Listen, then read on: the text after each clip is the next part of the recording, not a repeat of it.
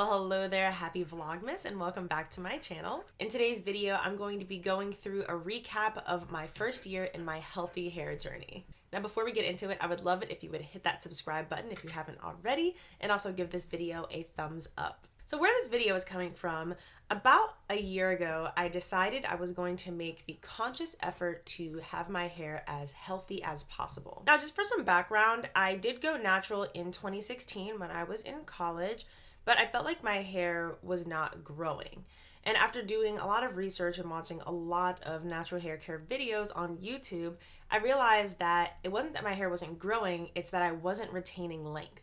And at that point, I felt like I was doing everything right. I was washing my hair, I was detangling my hair, I knew how to do a twist out, I kind of knew how to do a wash and go, not really. But I just wasn't seeing the length that I desired. So I started taking a hard look at all of my habits and really seeing where I could improve, and I found a lot of areas I could improve.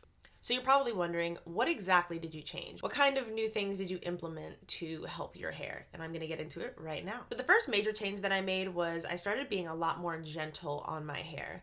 I would detangle from root to tip when my hair was soaking wet, when my hair was super tangled, and that was doing nothing but breaking off my hair and just not giving it a chance to really grow long. Now, at first, I only applied this to styling my hair, but now I kind of use this idea when I deal with my hair at all. Just try to be as gentle as possible at all times. Another habit I developed was washing and wiping off my tools regularly. I admit it, I pretty much never used to wash my brushes and combs. I honestly didn't see a need for it. I never really thought of my hair as dirty like that to the point where I needed to actually wash my brushes and combs.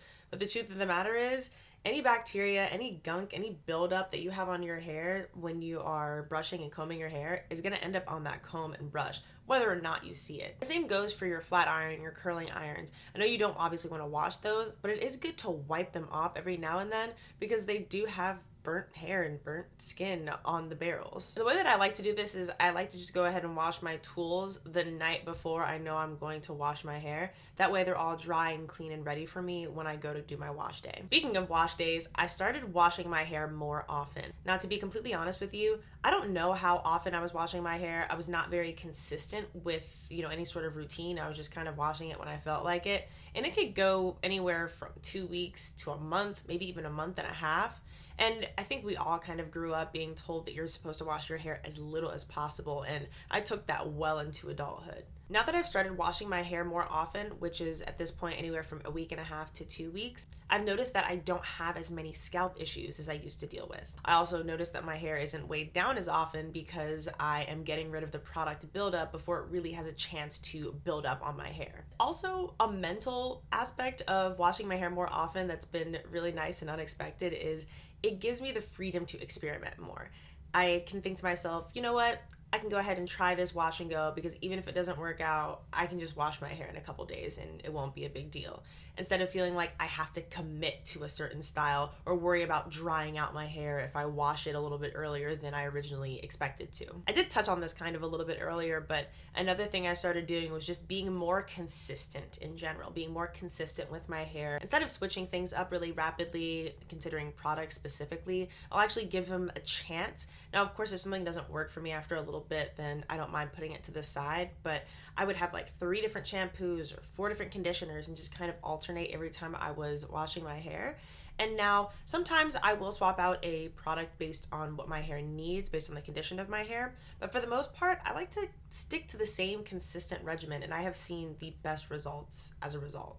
And the last major difference that I made this year was investing in treatment. And there are 2 in particular, and that is the K18 and the Olaplex number 3. I'm not going to get into those too much because I do have a best of 2022 hair review that I'll have in a separate video, and you can hear all about those products there. Investing in treatment really contributed to the strength of my hair. Now, of course, your hair does require, regular maintenance with your washing and conditioning and deep conditioning, but your hair is going to have mechanical damage. Your hair is going to have heat damage if you are using heat products a lot, at least most likely going to get heat damage.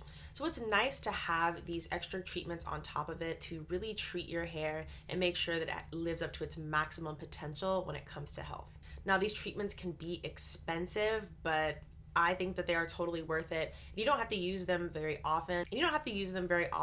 I tend to use my Olaplex number 3 about every other month, and then I like to use K18 about every 3 months or so. Now, I started off the year with hair that was, I think, pretty badly heat damaged, and I also did some coloring to it, some at-home bleaching.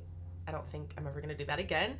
I bleached the ends and it looked fine, but it was noticeably dry, noticeably damaged. So that was also part of the reason why I wanted to commit to a healthy hair journey, because I feel like I was worried I messed everything up at that point. Now, I have trimmed my hair at home a couple times, and even with those trims, I have seen more growth over this past year than I had seen in the last 2 or 3 years combined. And because I actually take the steps to properly cleanse my hair and condition, anytime I do heat style, it always comes out really beautiful, really bouncy, really silky and shiny, and not lifeless like it used to.